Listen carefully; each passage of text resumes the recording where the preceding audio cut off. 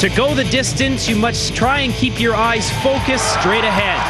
Preparation, poise, and passion help ground the Eagles. Step one on the path to Pan Am glory. But the journey has just started. Canada must now regroup and set its sights on a new opponent. Pan Am Championship Rugby is next.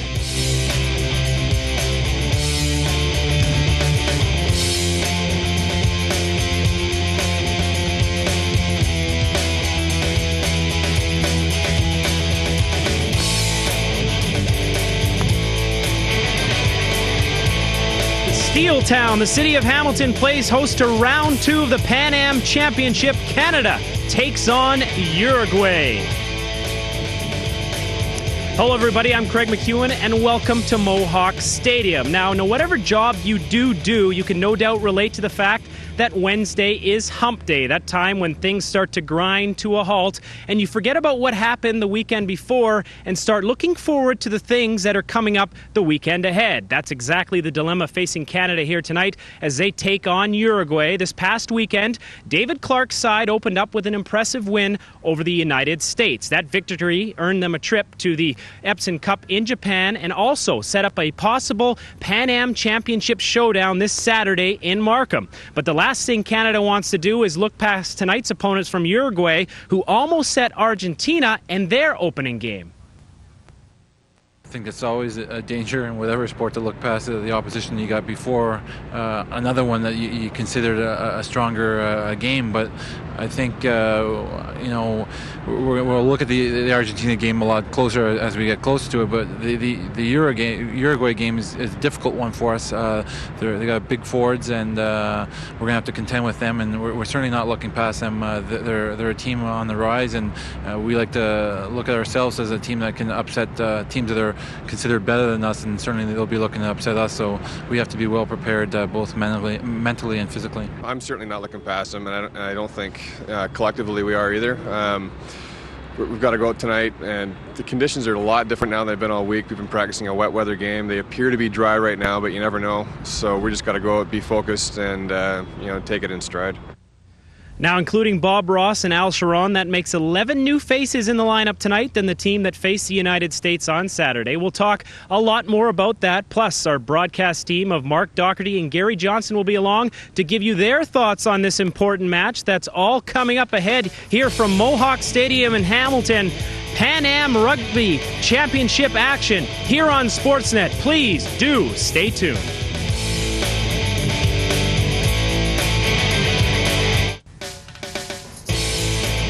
Welcome back to Hamilton, Ontario, where tonight Canada takes on Uruguay in Pan Am Championship Rugby.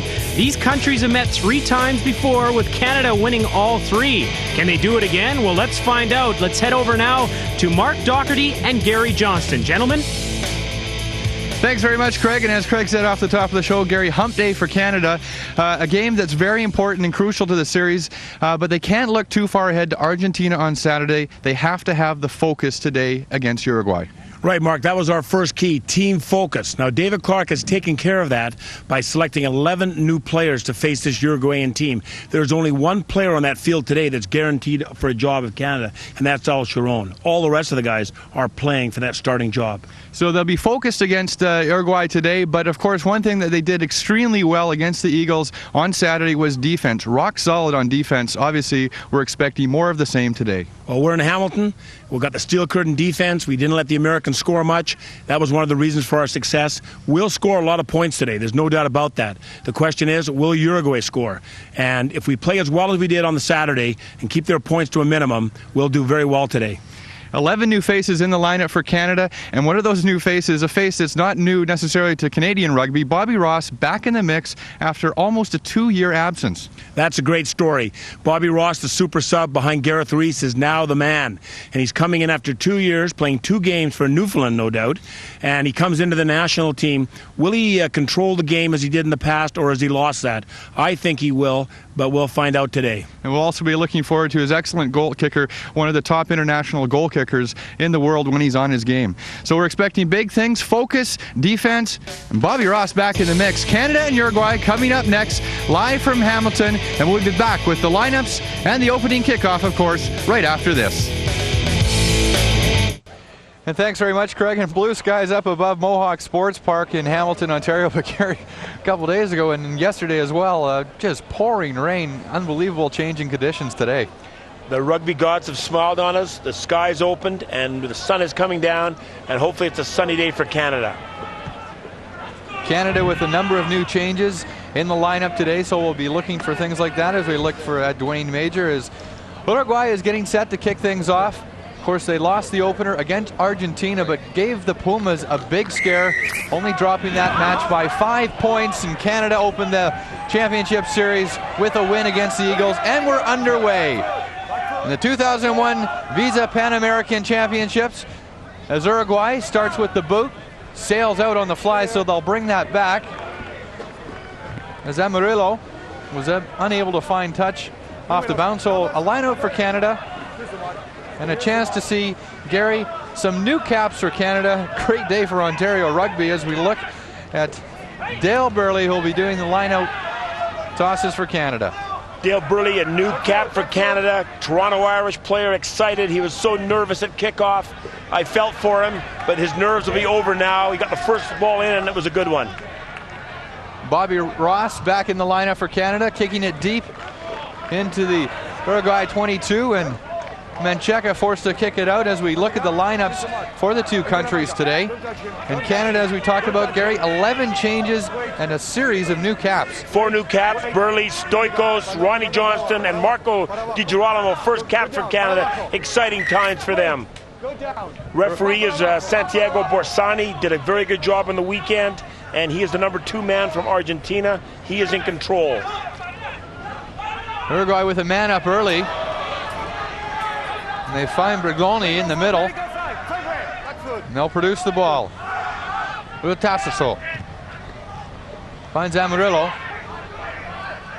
And a test for Scotty Stewart, who moves back to the fullback spot after playing as standoff for Canada. Amarillo back again. He'll kick it out on the full once again, so it will be line out Canada just outside the Uruguay 22 as we look at the bench for both countries. Well, Canada has a strong bench, so if there's trouble, Coach Clark will get Dunkley in, where Wachowski's a very experienced player, Tate, Banks, Fairhurst. They can jack this lineup up if they have to. They should not have to today. Canada misses on the line out. Turnover to Uruguay, but knocked forward, so they'll bring it back. Good news for Canada. First set scrum of the game, extremely important. We're looking at the tight head here. Boris Stoikos from the Balmy Beach Club. This is going to be his first set scrum in a Canadian jersey. He didn't play in Italy because he hurt himself in training. And this is what the props, this is what the front row loves. A wonderful display on Saturday with the Canadian front row. A completely different front row today. Let's see how it goes.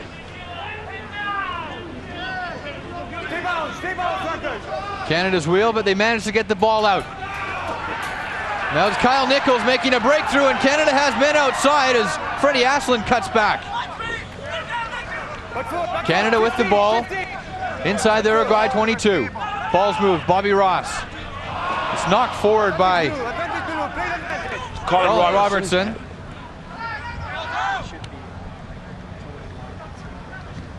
Urotaraso can't find touch.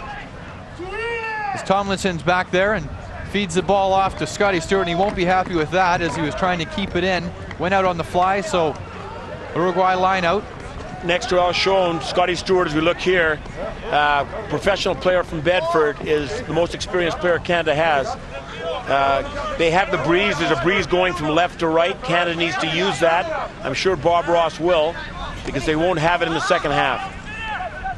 Rugoni takes it for Uruguay. Canassa kept it in tight. Back to the forwards. Canada trying to steal the ball. They appear to have done so, and they'll be penalized, Uruguay, as they came over the top. So good defense early in this game by Canada.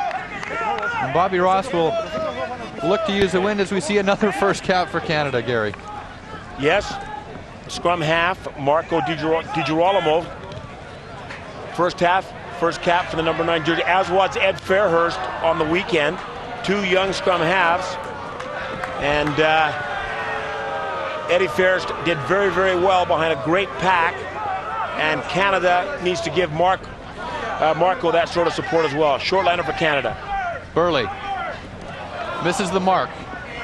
Just over the outside stretched arms of Too many Ron players Johnstone. in. Too many players in. Canada had 3 in. Quick tap by Canada. Dwayne Major. He's taken to the ground by Osbar. Canada inside the Uruguay 22. This could be the first touch for Bobby Ross going for goal, certainly within Bobby's distance. Pat Dunkley on the sideline looking at the guy that looked to want to take his spot, Dale Burley. Kevin Warachowski, Sean Foth, not changed today. John Tate from the Cardiff Club. Bob Ross, the surgeon, as I'm going to call him today. I think he's going to carve these Uruguayans apart with his boot. Bobby Ross, absent from Canada's national team Yeah, he's for decided. almost 2 years. Looked at goal, but now has opted. He's decided, he hadn't indicated that he was going for goal, so he looked at it and decided this would be better, a running penalty. So Al Sharon in, but Tomlinson can't hang on to it, knocks it forward. So Canada, with an opportunity to put some points on the board, Gary, opted for the quick tap and go and lost the ball. Well, I think Bob looked at it and realized there's kind of a swirling wind today, and that would not be an 80% kick. He could have gone for touch, but they decided to go for the... Stolen by Canada. Schmidt comes out the back, powers through. Good support here. Dwayne Major takes it on. 22 Uruguay. Bobby Ross, right foot, chips it into the corner, and Chase Given. But once again, that swirling wind will take it out on the fly, so they'll bring it back. But a penalty has been called, so another opportunity for Canada. Well, I think this is a much more kickable kick. This is an 80%. I think Bobby saw that, but the referee's hand go up. That was an advantage call, so Bobby thought, chip it in the corner, get the bounce. If you don't get the try, we still come back for the penalty kick. The tee comes on the field. Only the kicker can indicate that he's going for goal, and the kicker is indicating he's going for goal. So Bobby Ross, first kick at goal, penalty attempt for Canada to put some points on the board early in this match. He's looked good in practice sessions. Did not play against the Eagles in Canada's opening match, in which they won 19-10 against the Eagles, and that was a huge match for Canada, as that moved them into the Epson Cup in Japan this summer. So Bobby Ross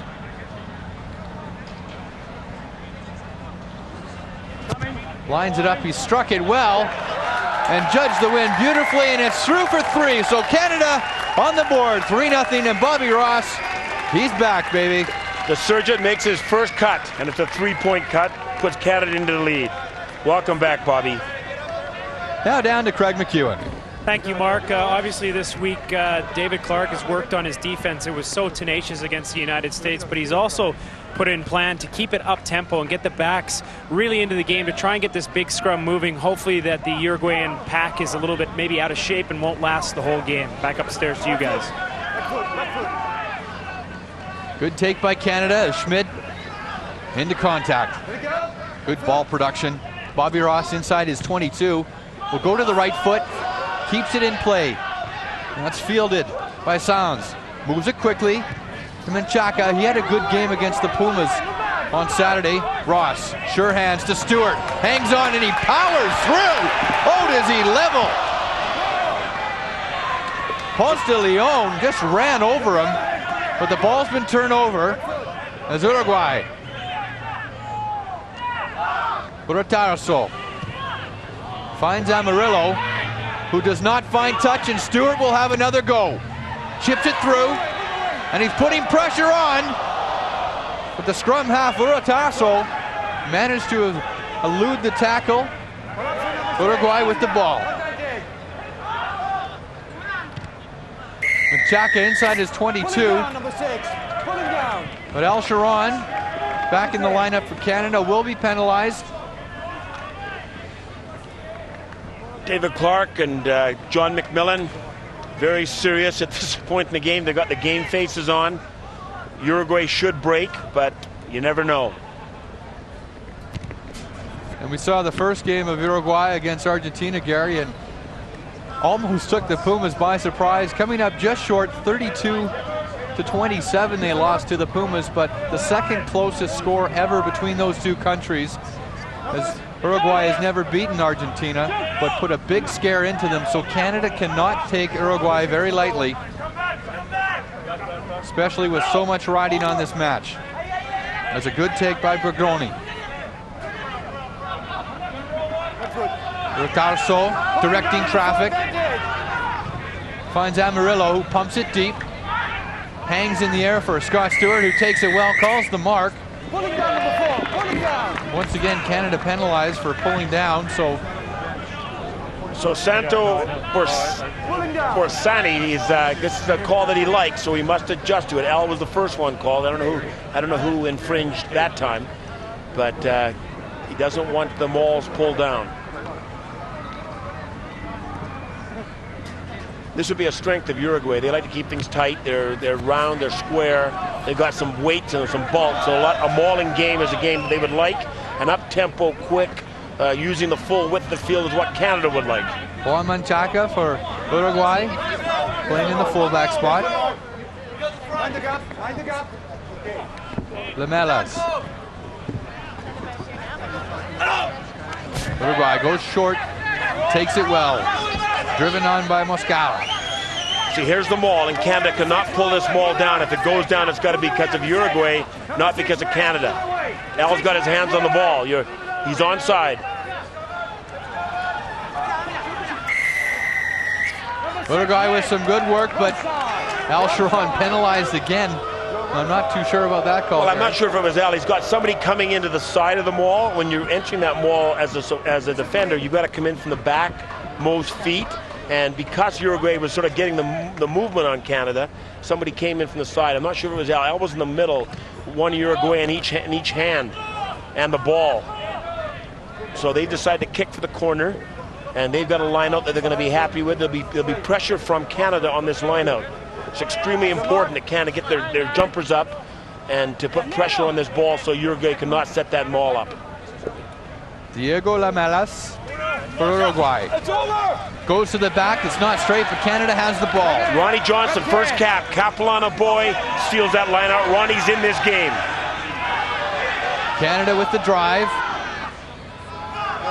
Ramo finds Ross, who puts it to the right foot. Good kick. 10 meters. You're coming in. Uruguay, not 10 meters, so they'll bring it back. Penalty for Canada. Offside. Now the advantage here is that if Bobby Ross kicks the ball to touch it, it will be Canada's ball. You know, it's great to see ball to Ross and Ross kicks. We haven't heard that for a long time.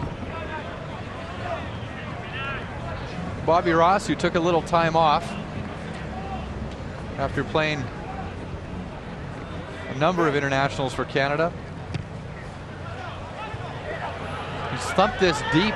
It's knocked on by Uruguay. Knock on, called by the touch judge. So Canada, Bobby Ross lucky there, although while he didn't make touch, Canada will. The Uruguayan coach is going crazy on the sidelines, but it was a knock on. The Uruguayan coach thought it was an out of bounds call. It wasn't out of bounds, it was just on the close to the line. It was a knock on. Canada's scrum was not stable, the first set scrum, so I give one to Uruguay. And Uruguay's coming at us. The scrum. The referee must call the scrums in. We've got good camera on this now. He will call. He was in too early. That's right. That was better. Call a penalty against the front row of Uruguay. Uruguay coming in at an angle. Instead of coming straight into the set, they came in at an angle, caused that ball to go down. And Bobby's deciding kick for the corner or going for goal. He's indicated he's going to go for goal. Very similar to his first kick. Initially, the Uruguay scrum came in before they were called in. They could have been penalized for that. The referee must call the front rows in.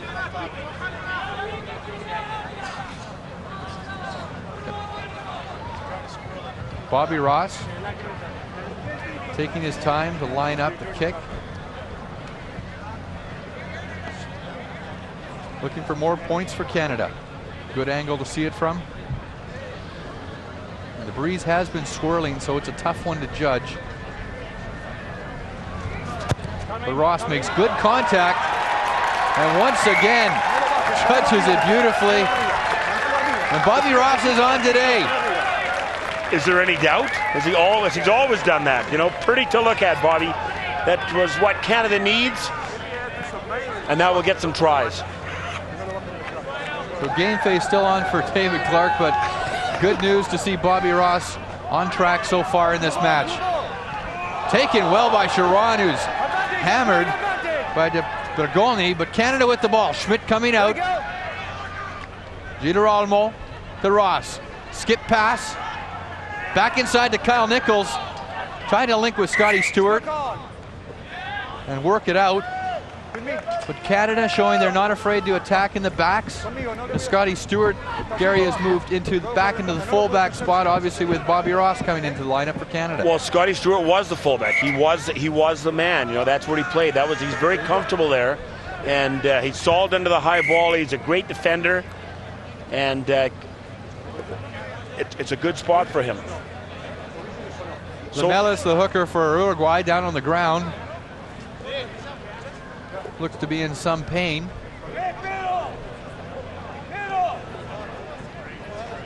So we'll have an injury timeout as he's looked at. But so far, Canada leading Uruguay. Early first half action. There's the injury. There's it's Kyle Nichols going down, and Scotty Stewart just mishandling that ball. Looks as though he rolled his ankle, so while we wait for him to be treated, down to Craig McEwen. Thank you, Mart. Uruguayan coach Daniel Herrera thought his team obviously could have beaten Argentina, but he said the one thing that they didn't do was capitalize on all the opportunity, made too many little mistakes, something they'd like to correct here against Canada. And it was those little things, Gary, that Canada did well when they beat the Eagles in their match. So far leading this match against Uruguay, but Uruguay moving the ball well, keeping it tight, picked up by Battle. Quick ball. Amarillo tries the drop goal, but Scotty Stewart back there to receive it. He'll put it on the right foot. Mark was given, so. And a Craig McEwen gets a big cheer. Our Craig McEwen on the sidelines with the mark. Craig McEwen, former player for West Van, feels that ball as if he'd never missed a day of rugby in his life. Says he's a soccer player, Gary, but after that take. So here's the attempted drop kick. It was wishful thinking. Against this breeze, it was short. Scott Stewart calls mark, and just in case he wasn't given it, he bangs it 40 meters down the park. On this kick, this will be Uruguay ball when he finds touch. So Scotty Stewart does just that, finds touch, moves the ball outside of the Canadian 22, but it will be Uruguay line out. Watch the pressure Canada's able to put on the Uruguayan line out and the thrower. Ronnie Johnson stole the last one. Ed Nags at the front. Juan Bado calls his own number, and the drive is on Moscato. Tarasso directing traffic is Uruguay, trying to penetrate into the Canadian 22, but they'll move it out to the backs. Miss pass, and it's outside. And get it out. Osberg out in the backs for Uruguay inside the Canadian 22. They rolled over the ball, and they'll be penalized, so Canada. He must stay on his feet. He must stay on his feet, and Santiago can speak to him in Spanish, so he knows exactly what he did wrong. Got a look there at Jeff Tomlinson, Balmy Beach. First full cap came on as a blood substitution against Australia 5 years ago, but back in the national squad, playing for Canada today once again. Right, he was a little reserved about the blood sub cap. He says, this is my real cap, this is when I'm starting, this is the time that I can make my impression on the national team and the national coaches. So this is a big day for him as well. T2A, Alberta! Yes, boys. Yes! Good throw. Burley Hit Johnstone. Canada trying to penetrate in the centers. Halfway mark. DiGirolamo to Scotty Stewart on the blind side, right foot. Deep penetrating kick. And it stops just inside the in-goal area, so they'll bring it out for a dropout 22. Menchaca back there. So Scotty Stewart using the wind just a hair too long.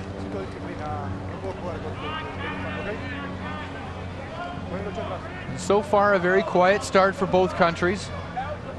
Canada in the lead.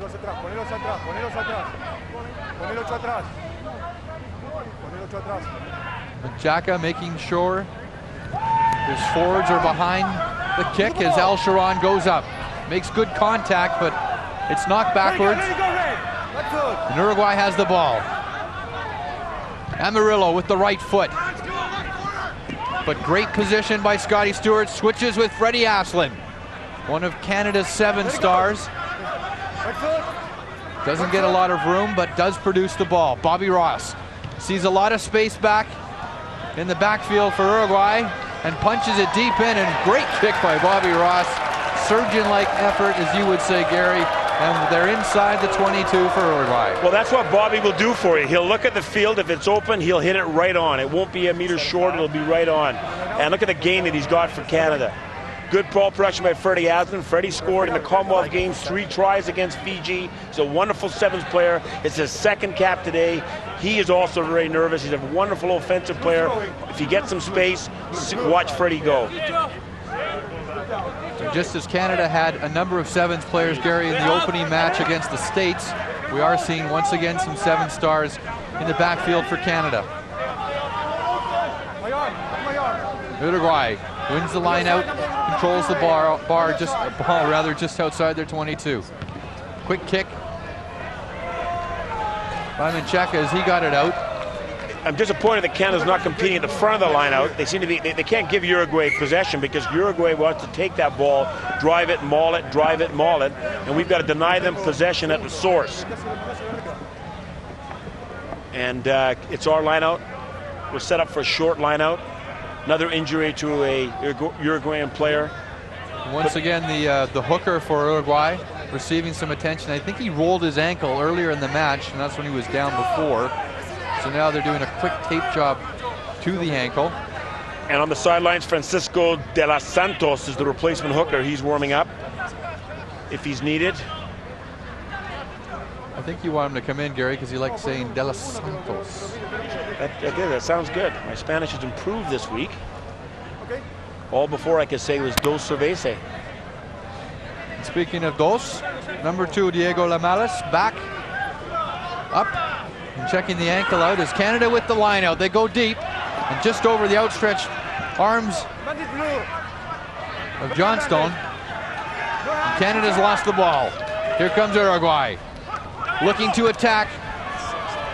It's a weak right foot by Sands by Uruguay. That was no advantage to Uruguay. Canada has the ball now. Canada able to move it. Freddie Aslan. Nothing happening there, so he looks for support from his forwards. DiGirolamo to Kyle Nichols, who's back in the lineup after missing the first match with a shoulder bruise. Bobby Ross blindside to Al Sharon. Back to Ross, left foot. Grubs it through, still in. Taken out by Canassa. So it will be Canadian lineup, but Canada looking a little loose here, Gary. Right, they still got to hit those holes at pace. You know, Freddie Aslan's very fast, but if he's standing still when he takes the ball, he's not going to punch any holes. Good defense by Uruguay, though. We've got to run them around a bit first, then the holes will open up. Short line out for Canada. And they move it quickly. Colin Robertson gets another touch of the ball. Into contact. Not releasing, so he will be penalized. Support not there quick enough, so forced to hang on to the ball, and Canada will lose possession. We have a blood injury to Boris Stoikos, and he's got to get that cleaned up. On the Kevin Warachowski is on the sidelines. He could come in as a blood sub if it's needed. It's a little cut. It won't bother Boris at all. hammer thrower for Canada, extremely powerful player, Olympian, and now focused totally on rugby in hopes of making the World Cup squad. Tiny cut. Just a small flesh wound. But that blood has to be cleaned up, especially in the front row. So if they can't stop the bleeding immediately, they are allowed to make a blood substitution, so he will be allowed to return into the match. And Kevin Warchowski gets the call for Canada. Very popular player with Canada, an old veteran. He plays for the Legends, he plays for the national team, and he's coming on for one more cap. He's the inventor of Scrum Mastery, the big scrummaging machine. He's really, rugby is his life, and he makes a living out of selling that Scrum Master all over the world. A hard man. So blood substitution for Canada as Kevin Warchowski comes in for Boris Stoikos, who will get some attention on the sideline. And Uruguay able to kick against the wind into Canadian territory.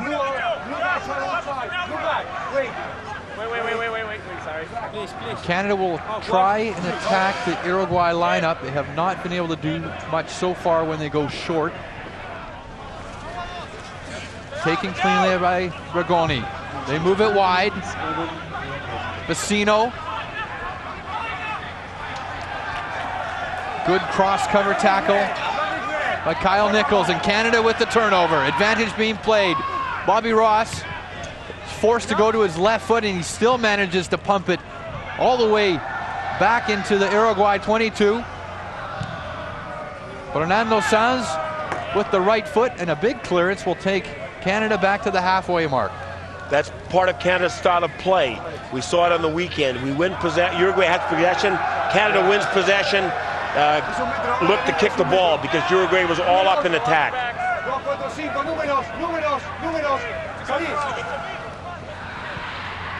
Canada. Kyle Nichols. Geronimo. Scotty Stewart finds Williams, who's out on the wing today after playing fullback in the first match against the Eagles. Fortunately knocked on first by Uruguay, so Canada will have the put in.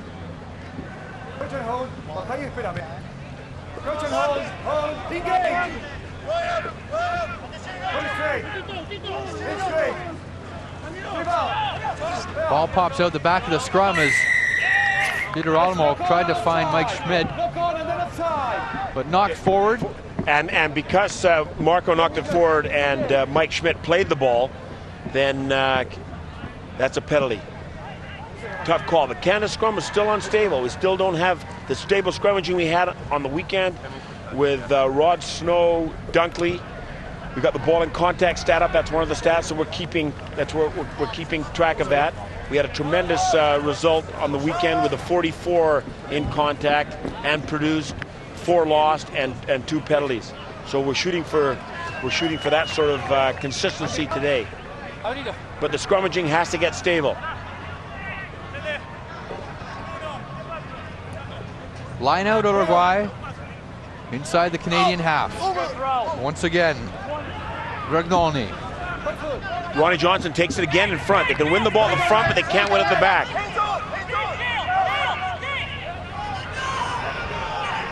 Lamelas. Ball pops loose and is picked up by Canada. And Canada will try and counter, but now it's knocked forward by Vecino. And Canada. And Freddie Allison with some space, and he's got the wheels. One man to beat, looking for support. Takes the ball down into the ground, but knocked forward. Lost the ball in contact there, and a wonderful burst by Freddie Allison. That's what you're looking for. That's why he's here on the national team. He's got to break this game wide open. If there's space, he'll take it, but he's got to produce the ball in the end. He can't give the ball back to Uruguay in the end. Here's the break. The ball's bouncing around a little bit. Scotty Stewart looks for the opportunity. Freddie sees the small gap, and just the sheer leg pace just out legs all but one of the Uruguayan players, but then does not put the ball back properly in contact. You know, so 80% great, 20% to work on. Here's the ball in contact stat. 116, lost 4, 5 penalties. That is not a good result. There's too many penalties and too many balls lost in contact. We have to improve upon that.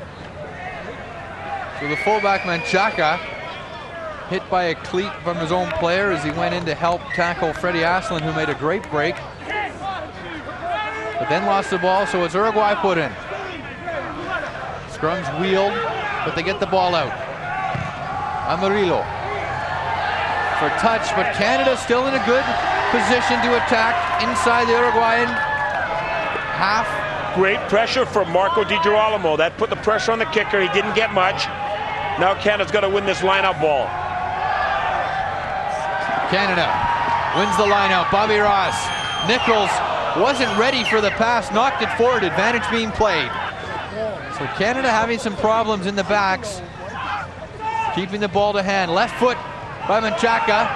Stays inbound as Freddie Aslan goes back to cover, and great pass to Scotty Stewart. You see the Sevens influence. You see the Sevens influence in Canada's back play. Right there. So Canada able to retreat. Bobby Ross looking for a gap, but it's picked up by Uruguay. Amarillo. Straight out of bounds. They want to get into a kicking game with Bob Ross. It's probably a mistake unless Hugo Porter's around somewhere. And I don't think he's coming out of retirement, so a mistake by Amarillo. And another opportunity for Canada to take advantage of the line out inside the Uruguayan 20 halfway 10-meter line. They're up early over Schmidt, but powering through is Stoikos, who's back on the pitch. Great hands by Bobby Ross. Colin Robertson to Scotty Stewart, and they find Williams, who's out on the wing. Tried to get through and throw it back in play, but lost the ball, so it will be a line out for Uruguay. But this is the style of play that Canada wanted to play. Attack, move the ball wide, run the Uruguayans around the field, see if the holes open up. And I'm sure they will. Give it out, guys. Give it out. Lamelas with the ball for Uruguay with the line out. Inside their own 22. Stolen by Canada. And now they'll drive. Ball's gone to the deck. Another slight error. Elkamp, the touch judge on the far side, calls the knock on. He's going to ref the final game on Saturday between Argentina and Canada. He's the American referee, and he made the call, the knock on. Menchaca under all kinds of pressure, couldn't get the kick away. Uruguay. They'll switch kickers. And it's Sands. He found touch, but great pressure by Menchaca. Uruguay, however, able to get out of it. Jeff Williams, Cole Harbour, Nova Scotia, debut at fullback. Great debut against the Eagles. Now he's going to play on the wing. Equally comfortable at both positions. Was fabulous under 2 or 3 high balls. Took them well. Check. Burley wants the line out call again. They look to go to the back. It's stolen by Bagoni. And driven forward. Good 10 meters now by Uruguay.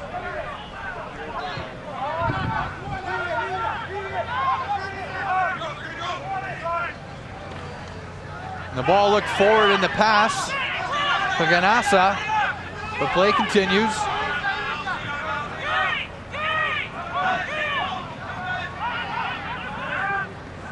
They'll attack the blind side. Pass slipped out of Amarillo. It was punched through by Canada. And it will be knocked forward by Uruguay, so Canada scrum. Ed Nags, workmanlike job on Saturday, workmanlike job tonight. He does all the hard work. You won't see him around the field too much, but his nose is usually stuck close to where the action is. So he's in there doing all the tough work that needs to be done. But the scrummaging has got to improve.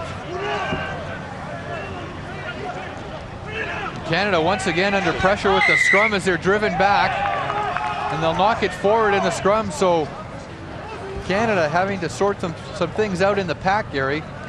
Well, it may get easier. It's disappointing because Canada has such a great scrummaging game against the United States. Of course, most of this pack has changed. And we've got some younger, less experienced players in the pack right now. But, you know, we saw what a dominant job Argentina did as they destroyed the United States earlier today. And Canada, of course, needs to answer that call. Now, Uruguay, as we move those players around the field, they may not be as dominant later on in the game. But right now, they're taking us to town at the scrummaging. Perhaps the scrummaging taking a toll as we see two of the Uruguay forwards on the deck. As Lamelas down on the deck for his 4th time in the match. And Baruti looks to be okay. Well, they've got to be down there for an injury, not for a rest. So Santiago's not going to let them continue to do this. There's the pack weights.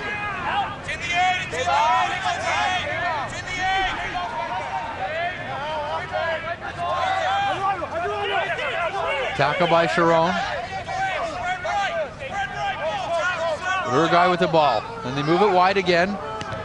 Amarillo up and under, and this will test Scotty Stewart as he comes up to take the kick, but it's knocked down, and Uruguay with possession. Inside the Canadian half. Ball squirts loose. Rotarso manages to get it back to Menchaca. And once again, the wind swirling, so Scotty Stewart had some difficulty but was able to make the catch, but they'll bring it back. Penalty against Canada, and perhaps an opportunity for Uruguay to put some points on the board. Uruguay was playing an advantage. We see the flag flying. We see the type of wind they're kicking into. And so this is not a routine kick. Everyone's waiting for the kicking tee to come on. But they were on advantage there, and Scotty Stewart's mark was for naught.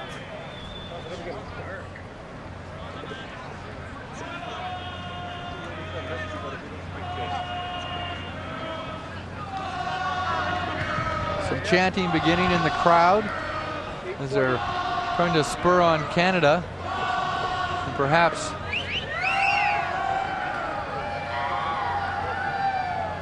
upset Menchaca, but he kicked extremely well against the Pumas. The kicks up into the wind, had the distance, but just wide of the right post. So now we'll see if Bob Ross will send this out of here and deep and get this out of our end. We don't need to be playing close to our goalpost. There's the long ball. And he does just that. Makes sense. Amarillo forced to retreat inside his 22. Pounds it to touch, brings it out to the halfway, but now Canada with the line out just inside Uruguay half. First half of action. The 2001 Visa Pan American Rugby Championships coming to you from Hamilton, Ontario, Canada. It's the second game for both countries. Canada victorious in their opening match against the Eagles. Uruguay losing by 5 against the Pumas. Bobby Ross to Sharon in the back line. And he's driven well back by Mosquera, but they do produce the ball. Di Girolamo to Ross. The miss pass all the way out to Schmidt, who is out on the wing. Canada looking to keep it alive. And they do. Ross. Williams in from his off wing. Robertson takes it down to the ground, and they'll move it back again. Robbie Lill chip through. Williams gives chase. Couldn't find any support, so he threw it back. Di Girolamo down on the ground, so Canada will have to switch scrum halves as Bobby Ross hoists the up and under. Now we'll test the left wing. Sounds for Uruguay, who pumps it through. It takes a strange hop, but Williams once again in from his other wing. The obstruction, it's players in front of him. Jeff Williams, I don't know what the communication was like. Somebody calling for the ball. Jeff Williams definitely wanted it. The other guys get out of the way, get behind him. Disappointing, but this is a call that Santiago Borsani has been consistent on, and that's all you can ask from a referee. The crowd not happy with the call, but the correct call made as Williams was in from his off wing to take the kick. But Canada penalized, and another opportunity. Uruguay decides to go for goal to put some points on the board. So this has to be a little unsettling for Canada, who perhaps, as we talked about off the top of the show, didn't want to take this team too lightly, Gary, after an emotional victory against the States, but have come up a little flat so far in the match. Well, you have 11 new players in there, right? So this is their chance to show what they can do. And this is their chance, and they will show it. They've played the pattern. They move the ball from side to side. There should be some holes opening up in the last few minutes of the half. And then Chaka this time had the accuracy, but it falls just in front of the post, so Bobby Ross takes the mark. This is still a long kick to touch. He's right in the middle of the field. And he does find touch, but it's Uruguay ball in Canada territory. Ronnie Johnson is calling the line-out calls. The Canadian team doesn't have the hooker throwing, or the thrower doing, as many teams do.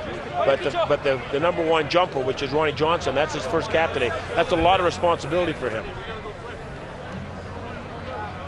Uruguay at the Canadian 22. They win the line-out once again and drive. They're taking the ball at the front. Ed Nags has got to get in front of their jumper, not behind their jumper. This is the way Uruguay wants to play. They want this stuff. During practices all week, they were practicing this in-tight, controlling, rolling style. Amarillo forced to cut back to his right. Uruguay again on another advantage. Little chip through by Sounds. Grubbered through. Williams back to pick it up, and Canada is penalized once again. Now they're going to go for the corner here. He can't. He doesn't have the leg to reach it here with the wind we've got, or a set play. And if you do look for a set play, you look for the big maul, the big driving maul. They're going to go for the line out. They're going to try to win the line out. They've been successful at the front. Ed Nags has got to get up in front of their jumper, not behind him or alongside of him. And Ronnie Johnson's had very good success winning it at the back. El Sharon's chatting to the referee, so there's something El doesn't like.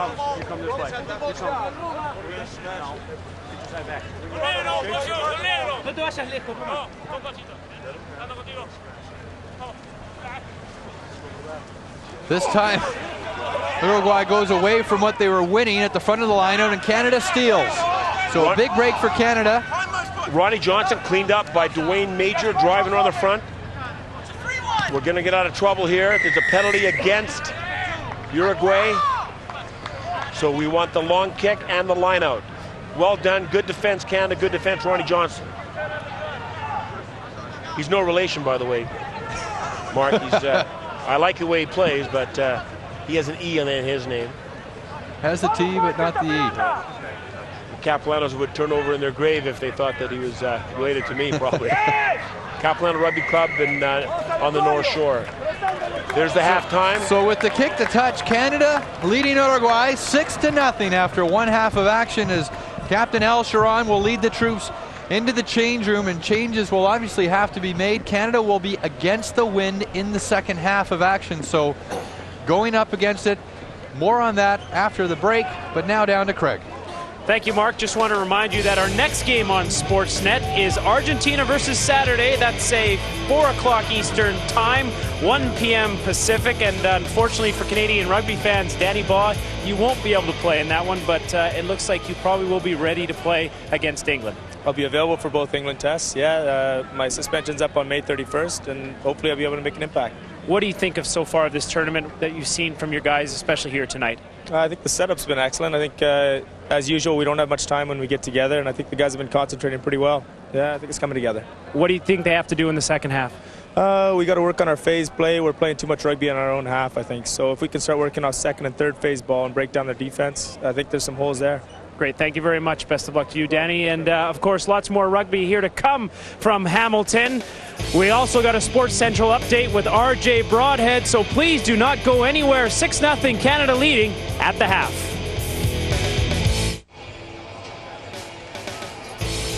And welcome back to Hamilton, Ontario.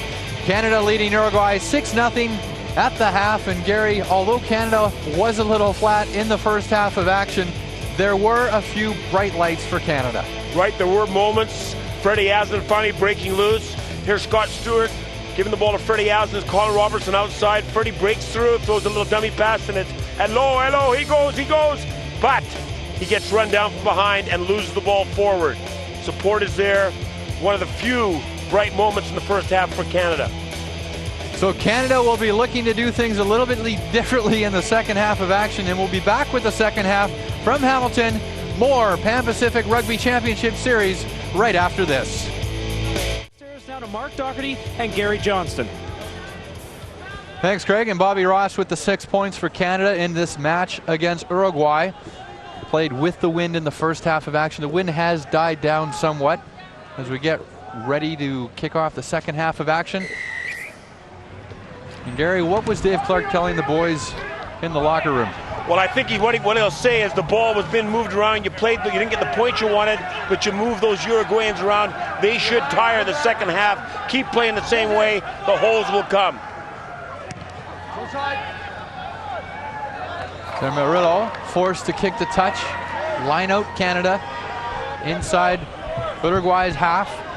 And what does Uruguay take into that first half of action, Gary? They have to be happy the way they played against the Pumas, and that had to be a moral lift going into this match, and only to be down 6 points has to be a good feeling for them. Canada won't go to sleep against these guys, the Uruguayans, and also Uruguay's had little offense. It's just all been defense. Canada on the offense, Uruguay on the defense.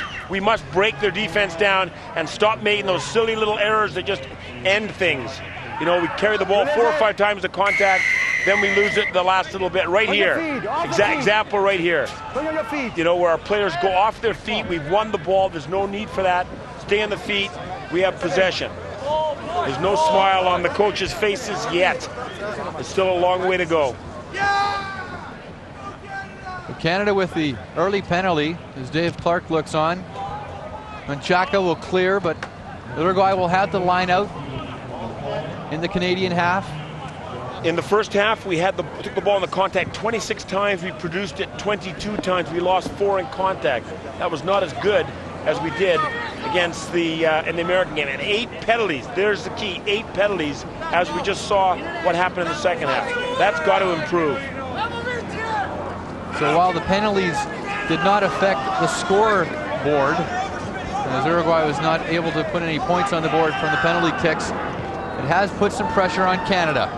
As Bobby Ross deep into Uruguay, but they'll mount a counterattack. Big kick. Across comes Scotty Stewart, who has to watch it roll out. Good kick by Uruguay as their coach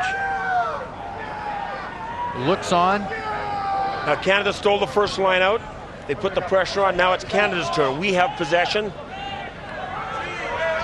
Now I see John Tate's come into the team. There has been a change. I see John Tate calling the plays in the line out. John Tate has gone on for Ed Nags. So you've got Ronnie Johnston and number 19, John Tate. Cardiff professional player, extremely experienced international. So David Clark, unlike the first game, he's put some reserves in at halftime. So Clark has made some changes to the Canadian lineup, as you said, Gary, and John Tate. That has to be a lift for the forwards. He had a tremendous game against the Eagles in the opener. Well, John Tate is a very experienced player. Great lineup for him and Ronnie Johnson in that in the lineup. The Canada, as long as the throws are on, they'll take everything. So they've added more experience. Kick in 15, penalty. Bob Ross pushing down the field, count the line out again. We'll see if we get a different look in the line out, a shorter line out, something a little different. So Ross with the penalty. Canada line out inside Uruguay's half of the field. Temperature beginning to cool down a little bit here in Hamilton. But the wind seems to have died down, fortunately for Canada, as they had the wind in the first half of action. Full lineup for Canada. Full line out. Dale Burley, and a chance for John Tate to make an immediate impression in the match as he wins the line out, and Canada drives on. DiGirolamo finds Ross. Nichols. Robertson up quickly, and here comes Williams. Dodges a tackle, and he's through. Linking with Freddie Aslan with the scissors. Freddie Aslan still on his feet. This time produces the ball. Canada looking to move it. Again, lost their feet. Penalized. I disagree with that call. Totally disagree with the call. The ball coming back from Kyle Nichols, coming back from Freddie Aslan. Here we go. Jeff Williams shakes the tackle off, makes it. This is a little 7. It's Razamataz, flips it inside his 7's partner, Freddie Aslan, drives forward, driving. Kyle Nichols goes in. Oh, he can't do that. He's got to stay on his feet. You know, you can't dive on top of a player. You can drive over and lose your feet, but you can't. There was no need for that whatsoever. The ball was won. Drive over it, keep it going.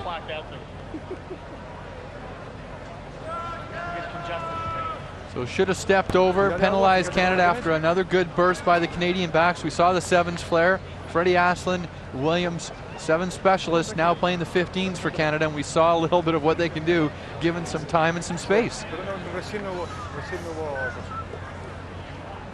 It's called bridging. That's what that's called. You can't bridge. You can't go onto a player on the ground. Check the ball in contact. 27-1, 4 lost, 9 penalties. That is the scary part. Is the 9 penalties. We just saw one happen just 30 seconds ago. Uruguay will clear the line. They've had trouble winning their lineouts in the second half. So blood sub. As Juan Bato comes off of Uruguay with a blood substitution, he'll receive some treatment. As we wait, and here comes the substitution. He's one of their tougher players. He was very good against Argentina. He was carrying the load.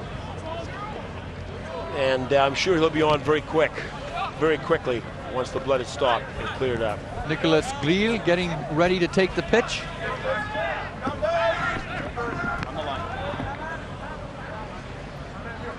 And he's on for Uruguay. Fresh legs, blood substitution. Should expect to see Juan Bato back for Uruguay. Uruguay with the line out. He can't join the line out. He can't commit to the line out. He's got to stay back 10 meters. The Malice finds his target. Now has the ball. Sharon dragging him backwards, but they're able to keep possession. Urotarso had a look but decided to move it wide. Vecino back inside. He stood up well by Tomlinson. And Canada may have stolen the ball, and they have. And they'll move it to the blind side. Bobby Ross with men outside. Robertson jinks inside. It's knocked down by Uruguay. Advantage Canada. Trying to use it to play it. But a goalie ended up with the ball, so they'll call it back. Penalty Canada. Good work by Tomlinson. Set scrums, CFR set scrums. I'm sure that's one of the things David Clark would have talked to him about the first half. The set scrums must be square. We need a scrummaging platform that's stable so we can do some things with our backfield and our back row. It's my call. It's my call, not your call. Engage.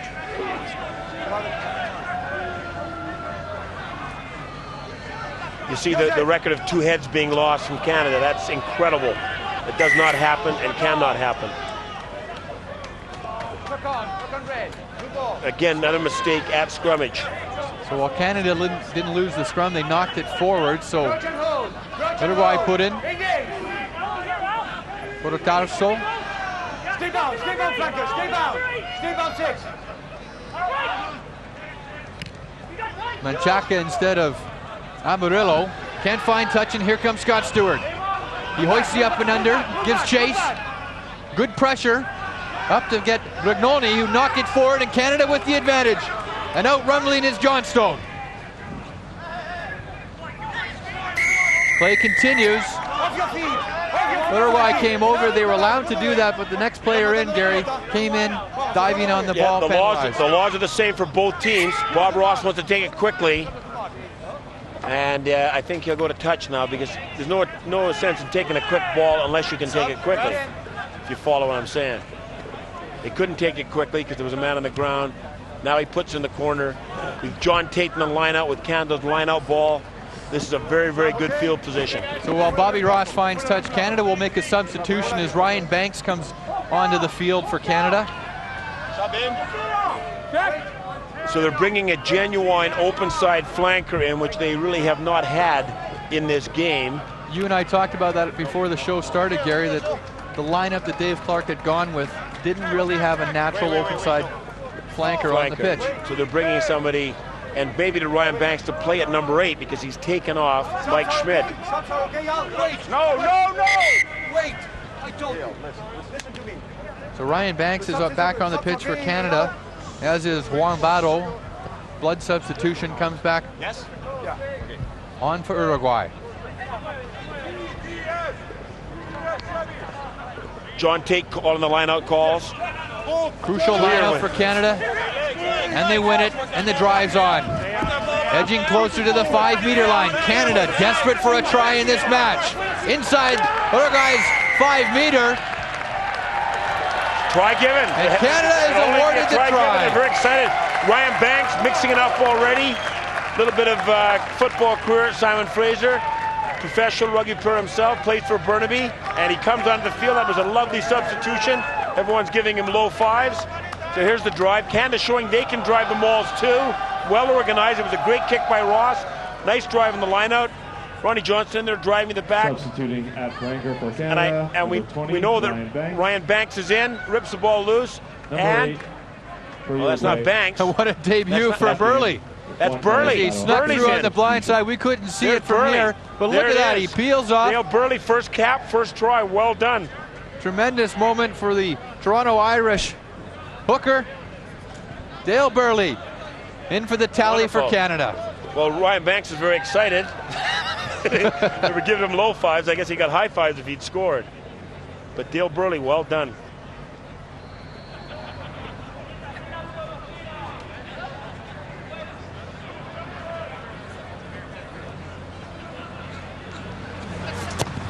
A great angle to see just how difficult that kick was for Bobby Ross for the convert. Unable to capitalize, but Canada on the board with the first try of the match. 10-0, they lead Uruguay. Second half of action. The 2001 Visa Pan American Rugby Championships coming to you from Hamilton, Ontario. Mark Doherty alongside Gary Johnston as always calling the action. Dale Burley looking at the substitutions coming in for Uruguay. They've had no punch whatsoever in the backs. The line defense has held through the backs. They've been more successful driving the forwards. Kevin Warachowski, he may come on as a substitution as well.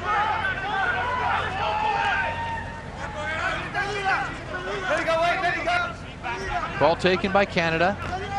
Bobby Ross pounds it deep. It's not out. Uruguay fields the ball. Menchaca on the counterattack. Can't make it through. Robertson. Pedro Vecino will try the blind side, and he gets the ball out wide. Uruguay with good possession here. Sands, the blindside wing. Tarso. No penalty, no call. No one saw. The referee had his back turned. And here is Uruguay reacting to a situation where they thought Canada did something wrong. They got upset about it. There was no call from the touch judge. He didn't see anything. I think Canada got away with something. And then Uruguay reacted though. So here's the situation here. Ball down, man in. How did Canada come for that ball? There's Marco Di Girolamo. Ball comes out, and the Uruguayan guy offside and gives the extra shot. Dwayne Major say, well, what's going on here?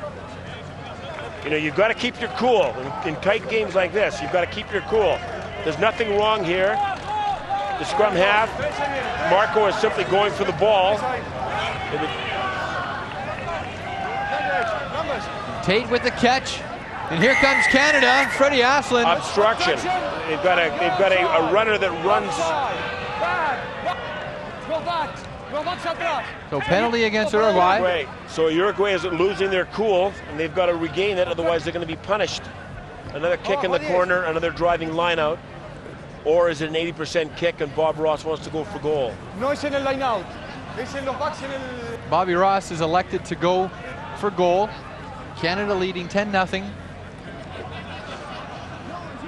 And Gary, the 80% rule, obviously Bobby thinks he can make this one. Yes, he does, and it's always a kicker's choice. We've had 5 penalties in this half. This is excellent. Uruguay has none. As we see the coach for Uruguay, Herrera, out on the sidelines now. He's not content to sit in the stands anymore. He's come back and he's given some instructions that he wants sent on to his players, and he'll probably send them on with a trainer. what they've got to do is they've got to calm down and not to react to perceived problems that are on the field that are created by Canada.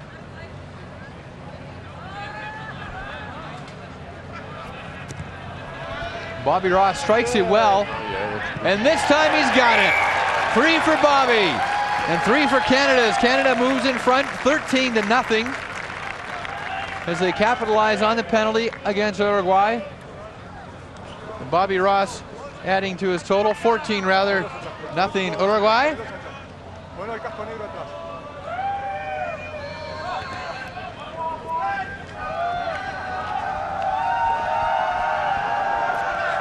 Déjalo salir, déjalo jugar. Let it go. Bobby Ross inside his 22, a towering kick clearance, but not out. Then Chaka will thump it deep, up and under, and gives chase, but it's taken well by Canada.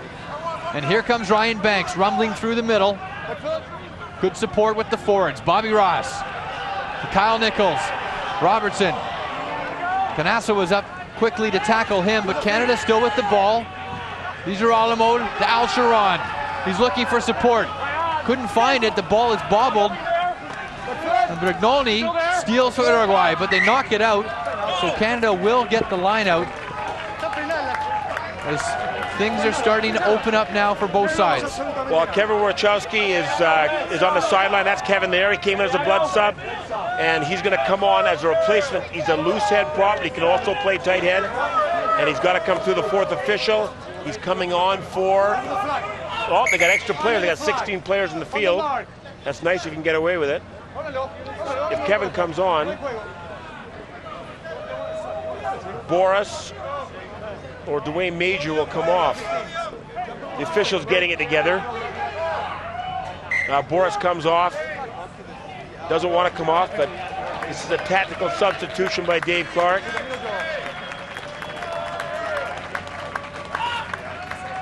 So substitution for Canada, and they missed the back of the line out. Good tackle by Peter Alamo. Let it go 5, let it go 5. But on presses Rodrid. Uruguay with the ball as Bato will set things up. Driving style. And it's knocked back by Uruguay, so advantage Canada. And they'll move it wide. They have men outside if they can get the ball out there. Kyle Nichols opts for the right foot. Manchaca back there for Uruguay. It's taken well by Canada. And Scott Stewart takes it to ground. Produces, and they'll move it. Bobby Ross. They have an overlap if they can get it out. Good hands. And here goes Williams. One man to beat. Puts it to the right foot as Bergoni gives chase. Williams up, trying to secure the ball for Canada.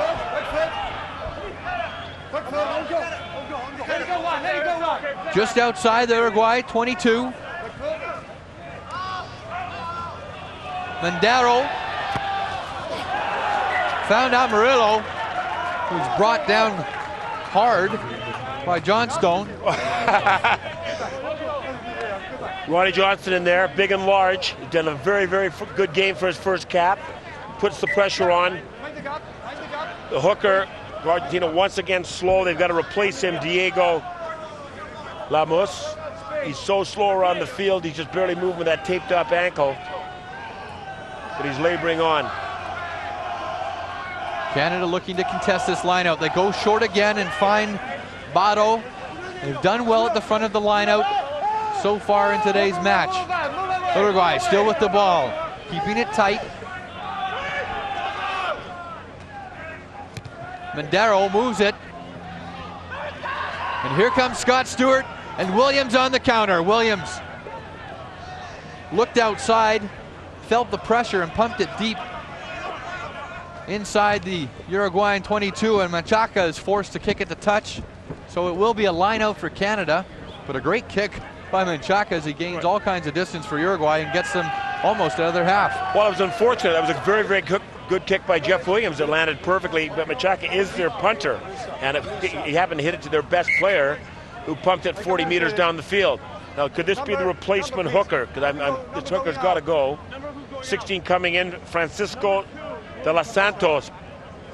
And see Lamales take the scrum cap off, so he is done for the day. He should have been done about 10, 15 minutes ago. But this guy looks a little more mobile, a little more fit. De los Santos comes on. The lineups for Canada, we've won 14 and lost 3. Won 15 and lost 3. Thanks to John Tate. Canada, Sharon in the back line. Tomlinson goes in to help out.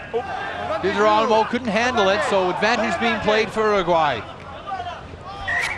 Ball pops out and they'll call it back. No advantage. Scrum down Uruguay. So once again, those little mistakes creeping up and hurting Canada. What slowed Canada down tonight is not Uruguay's offensive capabilities, but their defense forcing those errors. Small errors. Again, the scrummage is solid by Uruguay. Battle picks. Tried to find Mandaro. He's picked up El Chiron from unbinding, and he's told him to stay bound. The flanker must have his arm on the lock's back. You can't just have your hand there. Most everywhere in the world, once the ball is lost, the flankers detach a little bit and kind of watch what's happening, and that's what L's doing. He's got to adjust to this referee's interpretation of that law. By the letter of the law, L was offside. Here's another first cap for Canada getting ready to come on. And that's Colin Hughes. Colin Hughes has come on for Ronnie Johnston's come off. So a first cap for a first cap. As Hughes, who plays for the Pacific Pride, Vancouver Island. And it replaces Ronnie Johnston, who used to play for the Pacific Pride. Good takes by Grill. Uruguay fights to get to the Canadian 22, and they're inside now. This is the one thing that Uruguay has done well tonight. The driving maul. If they get close to the goal line, we could be in trouble. And they've even pulled in the blindside winger into this, and they've made over 10 meters now. They're on advantage because Canada guys are coming in from the side. Uruguay still able to drive forward. Ball goes down to the ground as it collapses, and they'll move it wide. Canassa, no hole there as Canada shuts the door in the centers. They're still on advantage, as the referee says, so they're looking for the try. Uruguay just outside the goal line of Canada. Can they get through? Canada desperate defense. All kinds of pressure on the Canadians as they hold the goal line. It's a great camera angle there. Canada getting underneath the players. They get underneath Canada.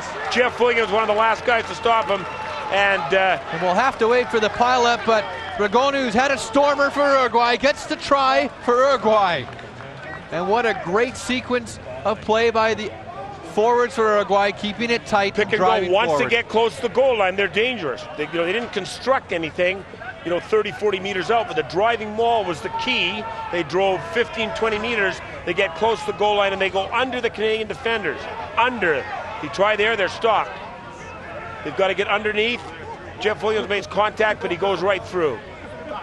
So some great pressure by Uruguay. Finally, they get on the board against Canada. Second half. Close to the goal line, you want a flanker to go against a winger. The winger's not going to stop him unless you trip over him. And Canada's got to leave the bigger guys out, tighter to the ruck, and they're the ones that have got to make the stop on the big flankers coming at the goal line. So Canada now must keep Uruguay away and out of their 22-meter line. Uruguay is effective when they drive the mauls. They're not dangerous running the ball inside their own half. At least they haven't been dangerous. So he struck it well, but it falls just shy of the goalpost, so Uruguay will come away with the try. Canada now leading 14-5. Second half action as Alzuta looks to come on. Another substitution for Uruguay.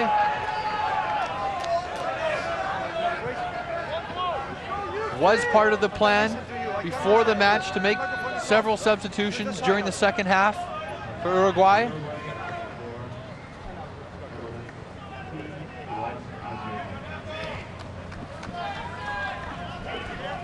So Osberg off. You see the legs of John Tate going down there and pressuring that kick. Now, he wasn't within 2 meters of him, but Tate led all the forwards down there. He's extremely quick.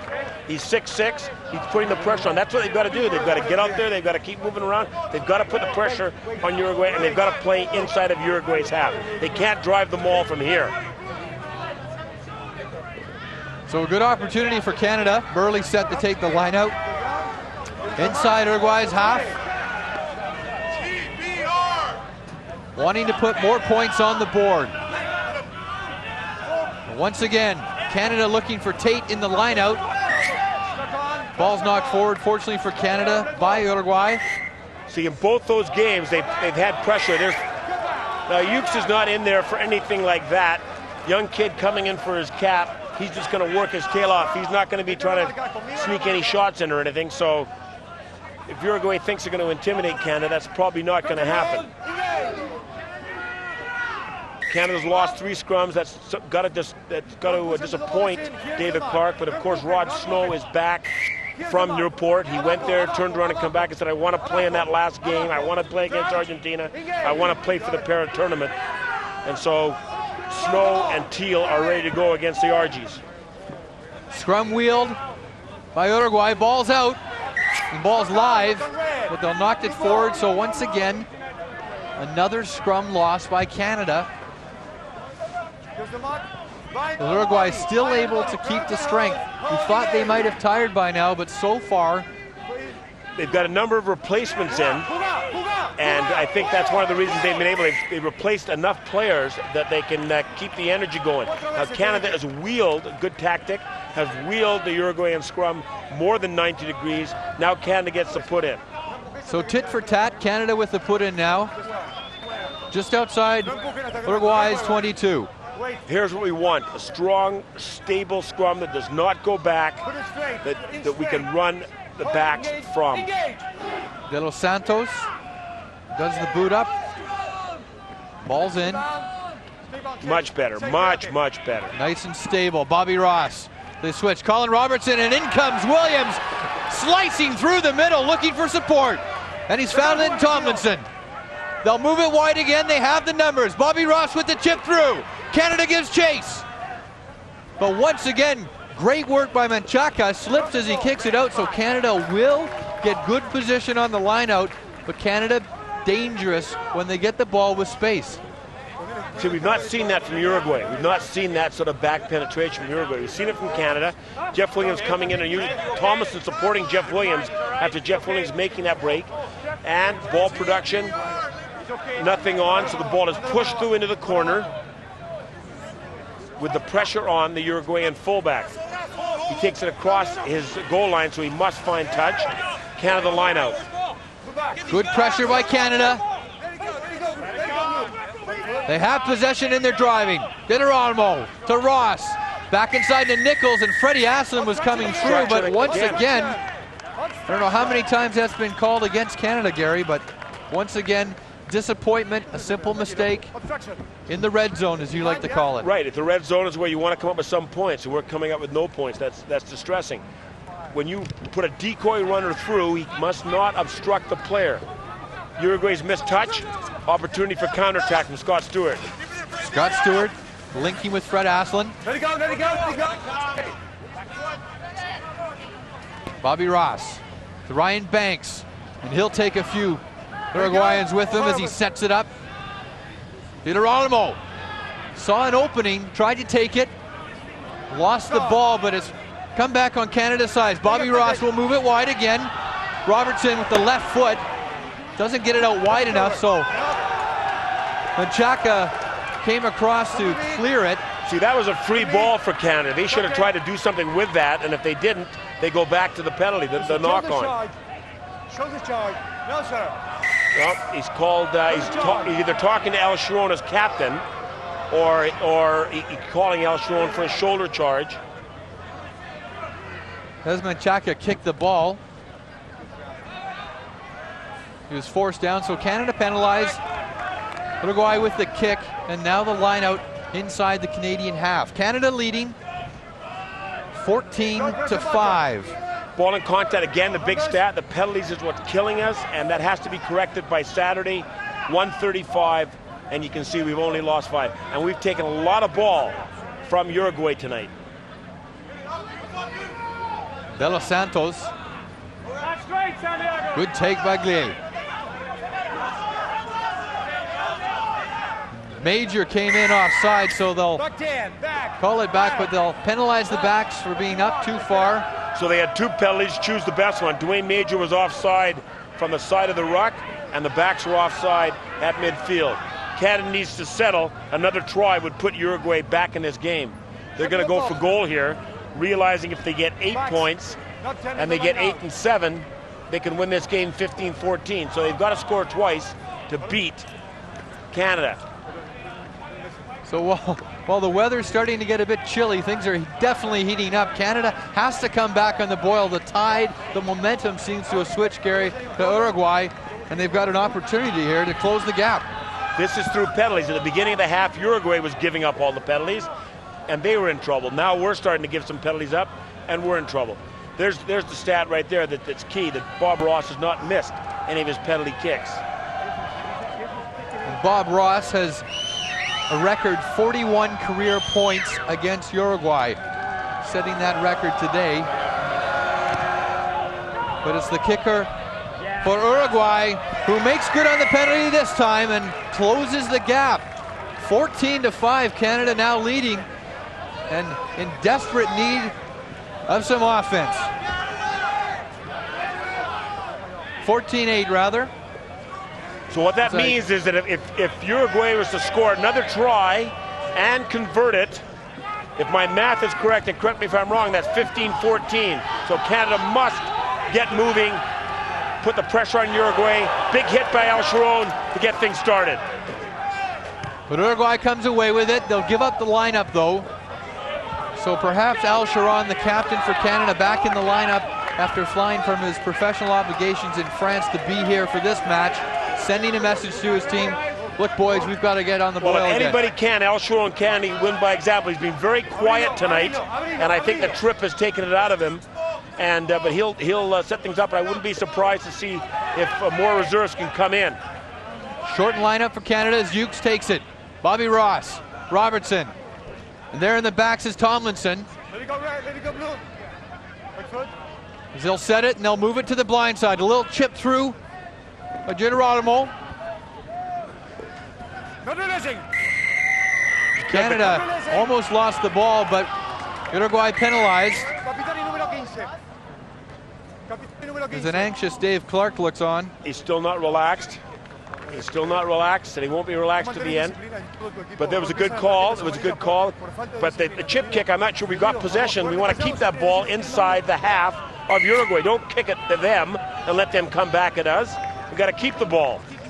So as you mentioned, Gary, 14-8 Canada leading. A converted try for Uruguay would give them the lead and perhaps a victory. So obviously a factor in Bobby Ross's decision to go for Yeah, I goal. think that's why he made that decision. I mean, he could go for the touch kick. That's the safe way to go, and have the lineman inside the 22. But if he thinks he can make this, I'll tell you, there's Boris looking on.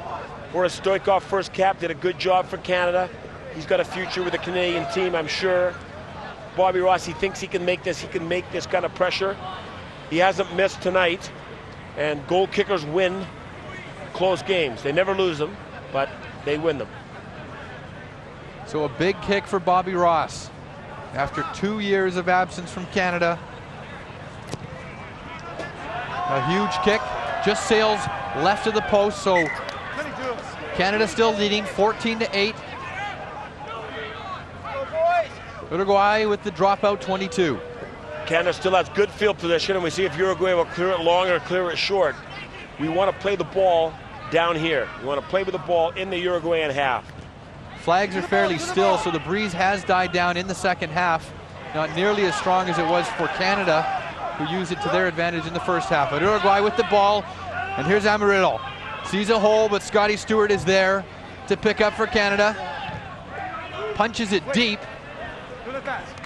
Huge kick by Scotty Stewart, who was outside his 22, but played by Uruguay. I thought that ball was drifting out. So with the kick by Uruguay, Canada will get the line out. And another substitution as Mercado comes in for Uruguay. Uruguay doing everything to get those points on the board, bringing in fresh players. They've got way too many guys in the lineout. They've still got too many guys in the lineout. They've still got guys. Advantage to Canada. Uruguay is not counting. They can't. They don't know when 3 guys are in. They got 4, 5. John Tate taking the ball for the quick lineout. Here we go. And here comes Al Sharon. Urging on his troops as Canada's backs move it wide. It slips through the hands of Scotty Stewart. Not back 10 meters. Free kick. Pedro Vecino, the captain for... Now this is a free kick. They can't go to touch. They can't go for goal. It's got to be a set penalty move. It's just that as Hughes will take it on. Runs straight into battle. But Canada with the ball. Bobby Ross looks outside. Nichols can't see anybody. He just threw it out there. Advantage being played for Uruguay, and a costly error in the backs for Canada. You know, it must drive a coach crazy, because you run these plays over and over and over practice, and you just have to execute them once in a game or twice in a game. These are set plays. There's David Clark right there. They've gone over this over and over again, and they must execute when they get a chance in a game. Uruguay still close. Injury here. This is giving players a chance to rest. It helps both sides. The magic cold spray. And he's cured. Sort of. So Mbara for Uruguay is back up. De Los Santos, Mercado, and Baruti, the front row for Uruguay. 2 new front row players for Uruguay as they move it to the blind side. Quick ball. They'll bring it back. And a big kick by Menchaca as he finds some space. And Scott Stewart back, 1 man to beat. Does a good job of maintaining the ball against the pressure by Sanz. Dieter Almo. All they need is the ball. Wants the ball. Ball sitting there. And in comes Tomlinson. Bobby Ross is forced to go to his left foot under pressure from Sanz. So Canada desperate to put some points on the board here, leading 14-8. Deep in their own half, just outside the 22. De Los Santos getting the call, and he goes to Juan Barro at the front. It's been a very successful combination all day, and this is what they've been doing to Canada for most of the match. They keep it tight, back inside to Lazuta. Barro in the mix again.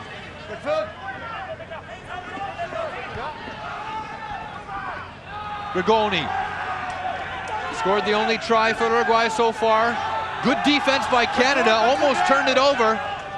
Canada must hold the forwards, make the tackles, force the mistake, and get possession. They're about to cross the 22-meter line of Canada. There's no intention of going wide by Uruguay. Keeping things tight. Big crunching tackle by Burley. Somehow, Uruguay now deep inside the 22 of Canada. Canada under all signs of pressure. Uruguay needing the converted try to win this match. Canada leading 14-8. Setting up a driving ball. They're going to keep it tight and keep driving it. Canada's got to knock it down. Penalty goes. Canada collapsed the maul. It's a penalty, but Uruguay does not want a penalty. Then we've got some little argy-bargy out here. Aljuta not liking that. Uruguay already has a penalty. So Uruguay already has a penalty. There's a call from Al Klimt from the sidelines. He wants to get his 2 cents in. He saw something happen, and I'm sure it was against Canada, but one never knows.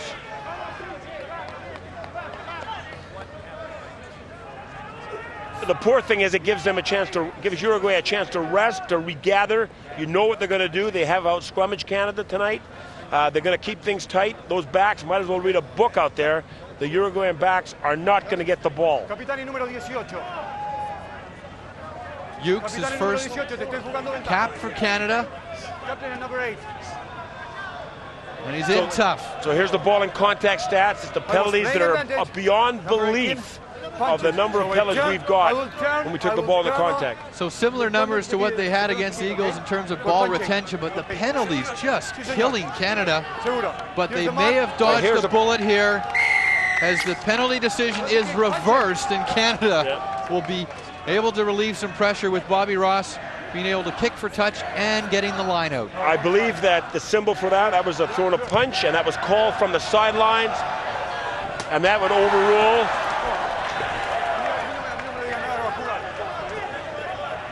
We are in injury time in today's game. Here we go. There's the drive to the line. Hard time for hard men doing hard things. Straight ahead, digging the ball out. There's Dwayne Major putting the boots on the guy. Oh, I think Canada got a break on that one. The Uruguayan reacted to Dwayne Major, put the boots on a guy's back. That wasn't on in that situation, that close to the end of the game. So Canada missed the line out. Bobby Ross under pressure, so he doesn't get it to touch. And Juan Bato up there, as Williams came in. Kyle Nichols desperately trying to tackle Makago, who's had a very strong game for Uruguay with his boot, and now doing it offensively. Pick and go. Uruguayan players in front, obstruction. And guess what? Driving maul again by Uruguay. They've been successful. They have the advantage once again. Get back there and make he's calling it for collapsing the maul, which is a good call. Only the first player in there can take that maul down. After that, you cannot collapse it. So advantage being played. We are into injury time. Canada leading 14-8. Uruguay needing a converted try to win. Will they go to the penalty, or will they go to the lineup to get closer? If they get inside the 22, that's the discussion now. They're not going to go for goal. They're going to punt the ball inside the 22, which they have done. So they'll take the kick and the line out. And Gary, they've had tremendous success in the line out, especially at the front. At the front. You're right. So we've got to get Ukes up in front of, is it Bato that's at the front? Juan Bato, number 8 for Uruguay. This is key, and then the first man must tackle this maul. The very first man.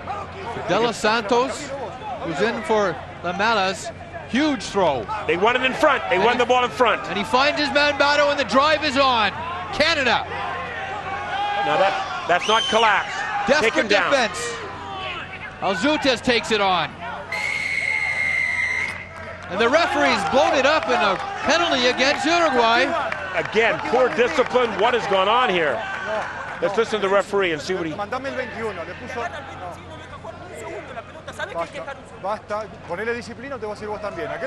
Mark, I don't know about what did he say? How good your Spanish is, Gary, but I think he said penalty against Uruguay. Canada. Canada on his feet. Canada player on his feet, stealing the ball. Uruguayan player coming from the side.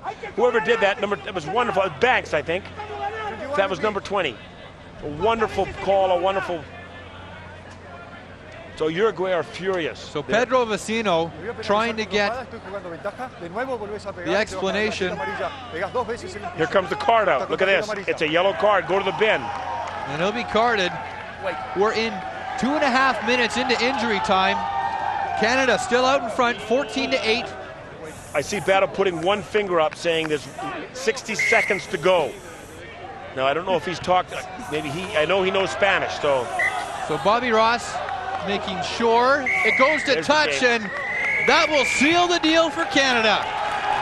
As it wasn't pretty, but Canada will come away with the win by 14-8, the final score. And Gary, if Canada